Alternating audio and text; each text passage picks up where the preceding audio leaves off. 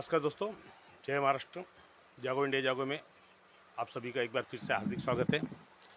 तो दोस्तों, आज हम बात करेंगे सूचना का अधिकार अधिनियम 2005 धारा 12 यानी central right to information act 2005 section 12।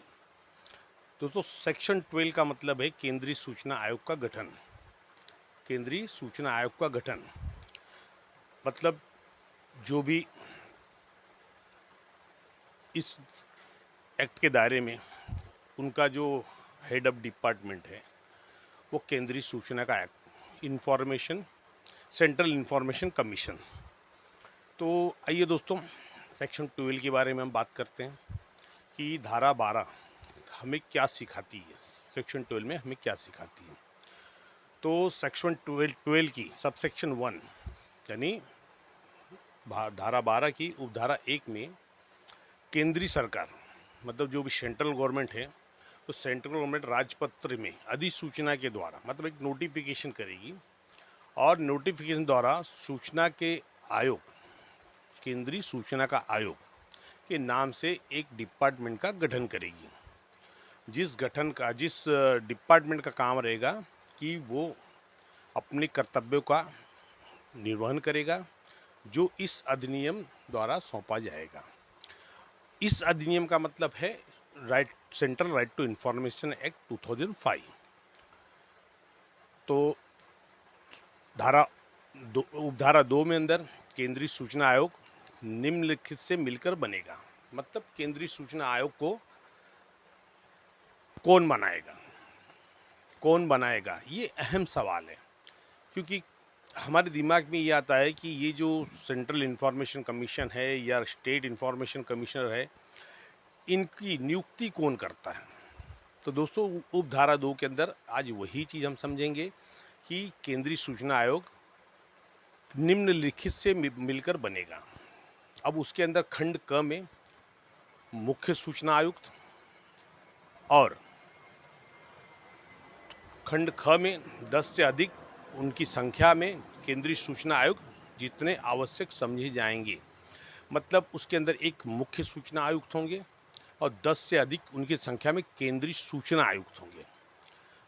केंद्रीय सूचना आयुक्त होंगी जितनी आवश्यकता समझे, मतलब वो जितनी आवश्यकता हो उतनी 10 से अधिक वो बना सकते हैं। अब उसके बाद सबसेक्शन 3 क्या कहता है। सबसेक्शन 3 यानी उपधारा 3 में मुख्य सूचना आयुक्त और सूचना आयुक्तों की नियुक्ति। मतलब इसमें जो चीफ सेंट्रल इंफॉर्मेशन कमिश्नर और इंफॉर्मेशन कमिश्नर इनकी नियुक्ति कौन करता है। अब ये चीज़ यहाँ इम्पोर्टेंट आती है कि इनकी नियुक्ति कौन करता है। तो राष्ट्रपति द्वारा निम्नलिखित से मिलकर बनी समिति की सिफारिश पर की जाएगी। मतलब राष्ट्रपति द्वारा एक समिति का गठन किया जाएगा, उनकी सिफारिश पे एक समिति बनाएगी। उस समिति के द्वारा ही मुख्य सूचना आयुक्त और सूचना आयुक्तों की नियुक्ति की जाती है। तो जिसके अंदर उपधारा 3 के खंड 1 में प्रधानमंत्री जो समिति के अध्यक्ष होंगे, मतलब जो प्रधानमंत्री हमारे जो भी प्रधानमंत्री होंगे वो समिति के अध्यक्ष होंगे। लोकसभा में विपक्ष का नेता मतलब जो लोकसभा में विपक्ष का नेता है वो, और प्रधानमंत्री द्वारा नाम निर्देशित संघ मंत्रिमंडल का एक मंत्री, मतलब जो मंत्रिमंडल का एक मंत्री है जिसे प्रधानमंत्री द्वारा नाम निर्देशित किया जाएगा। लेकिन जहां लोकसभा में विपक्ष के नेता को उस रूप में मान्यता नहीं दी गई है, वहां लोकसभा के सरकार के विपक्षी एकल सबसे बड़े समूह के नेता को विपक्ष का नेता समझा जाएगा। मतलब यहाँ पे क्या होता है कि हमारे यहाँ बहुत सारी पार्टियाँ हैं। अब विपक्ष बोला तो हर पार्टियों का एक विपक्ष होगा, तो उसके अंदर इस चीज़ को नहीं समझा जाएगा। वहाँ पे जो सरकार के बाद जो सबसे बड़ी पार्टी होगी उस पार्टी का विपक्ष का जो नेता होगा वो उसके अंदर सभासद माना जाएगा, उनका नेता वो माना जाएगा। अब आइए चलते हैं उपधारा 4 में। उपधारा 4 कहता है केंद्रीय सूचना आयोग के कार्यों का साधारण अधीक्षण। मतलब केंद्रीय सूचना आयोग के कार्यों का साधारण अधीक्षण निदेशन और प्रबंधन मुख्य सूचना आयुक्त में निहित होगा। मतलब जो मुख्य सूचना आयुक्त हैं उनके अंडर में जो भी कार्य होंगे, साधारण निदेशन और प्रबंधन, जो भी उनका प्रबंध करना है या जो भी वहाँ पे करना है, मतलब उनकी जो कार्य प्रणाली है, उनके यहाँ पे जो भी अधीक्षण, मतलब यहाँ पे जैसे एक डिपार्टमेंट है, डिपार्टमेंट के अंदर बहुत सारे डिपार्टमेंट बनाए जाते हैं कि जहाँ पे डिस्पैच डिपार्टमेंट है, ये सब वो सूचना मुख्य सूचना आयुक्त के अंडर में होगा, जिसकी सहायता सूचना आयुक्तों द्वारा की जाएगी। क्योंकि अभी आपको हमने बताया कि सबसेक्शन 2 में एक मुख्य सूचना आयुक्त और 10 से अधिक सूचना आयुक्त ये संसद की परमिशन लेके बनाए जाएंगे। तो उसके अंदर जो सूचना आयुक्त हैं उनको उनकी मुख्य सूचना आयुक्त की मदद की जाएगी, उनकी सहायता की जाएगी। ऐसे सभी शक्तियों का प्रयोग ऐसे सभी कार्यों और बातें कर सकेगा जिसका केंद्रीय सूचना आयोग द्वारा स्वतंत्र रूप से इस नियम के अधीन किसी अन्य प्राधिकारी के निर्देशों के अधीन नहीं रहे बिना प्रयोग किया जा सकता है। मतलब ये जो भी कमीशन होगा किसी और अथॉरिटी के अधीन नहीं रहेगा।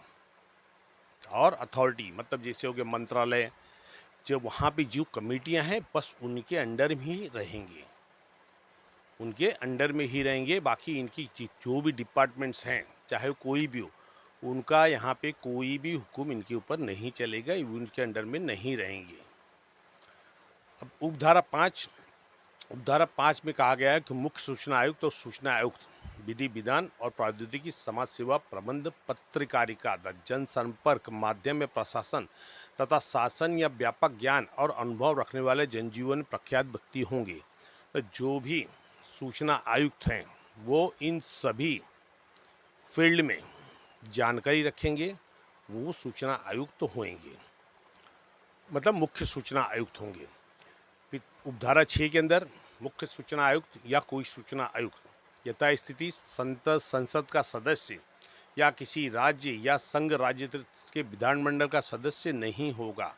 मतलब जो भी मुख्य सूचना आयुक्त या सूचना आयुक्त हैं वो किसी संसद का सदस्य या किसी राज्य संघ क्षेत्र कहीं पे भी विधानमंडल का सदस्य नहीं होगा या कोई अपना लाभ का पद धारित नहीं करेगा। मतलब ये जो भी कमीशन होंगे, मतलब कमिश्नर, चीफ इंफॉर्मेशन कमिश्नर और स्टेट इंफॉर्मेशन कमिश्नर, इसके अलावा ये कोई भी पद धारण नहीं कर सकते। और कोई भी ये जो विधानसभा सांसद या किसी राज्य का कोई भी पद उनके पास नहीं रहेगा। किसी राजनीतिक दल से संबंध नहीं होगा अथवा कोई कारोबार नहीं करेगा। मतलब ये कोई कारोबार नहीं कर सकते, ना राजनीतिक से संबंध होगा। राजनीतिक मतलब जो राजनीतिकरण होती है उससे कोई भी इनका संबंध नहीं होगा, किसी पार्टी से किसी दल से कोई भी संबंध नहीं होगा। अब उपधारा 7 क्या कहती है? केंद्रीय सूचना आयोग का मुख्यालय दिल्ली में होगा और केंद्रीय सूचना आयोग केंद्रीय सरकार के पूर्व अनुमोदन से भारत में अन्य स्थानों पर कार्यालय स्थापित कर सकेगा। मतलब केंद्रीय सूचना आयोग का जो मुख्य कार्यालय है वो दिल्ली है। आपको भी पता है कि सेंट्रल इंफॉर्मेशन कमीशन जो है वो दिल्ली में है और केंद्रीय सूचना आयोग केंद्रीय सेंट्रल इंफॉर्मेशन कमीशन द्वारा सेंट्रल गवर्नमेंट की परमिशन से उनको भारतवर्ष में अन्य स्थानों पर कार्यालय स्थापित करेंगे। अब ये तो आपने देखा है कि प्रत्येक राज्य में एक मुख्य सूचना आयुक्त और 10 से अधिक सूचना आयुक्त हर राज्य में हैं और ये सेंट्रल इंफॉर्मेशन कमीशन के द्वारा गठित किया हुआ है।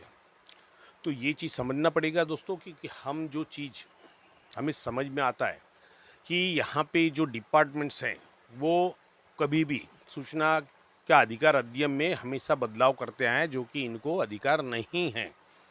यहाँ तक कि जो मुख्य सूचना आयुक्त और जो सूचना आयुक्त होंगे वो भी किसी डिपार्टमेंट का उनके ऊपर प्रेशर नहीं चलेगा, किसी भी डिपार्टमेंट के अधीन नहीं रहेंगे। वो स्वतंत्र हैं और वो केंद्र के अंदर में है और वैसी ही कमेटियाँ जब राज्य में बनती है तो उसके अंदर गवर्नर, और ये उसकी विषय में आगे बात करेंगे अगले सेक्शंस के अंदर में, जब वो आएगा तो उनके लिए एक कमेटी गठित की गई, वो कमेटी ही निर्धारित करेगी कि क्या इसके अंदर जो कानून है, सूचना का अधिकार अधिनियम 2005 का जो कानून है, क्या उसमें बदलाव करना जरूरी है या नहीं। तो इन चीज़ों पे होने के बाद उसको अध्यादेश जारी करना पड़ेगा। उस अध्यादेश को मान्यता मिलने के बाद ही इसके अंदर कोई भी फेरबदल की जा सकती है।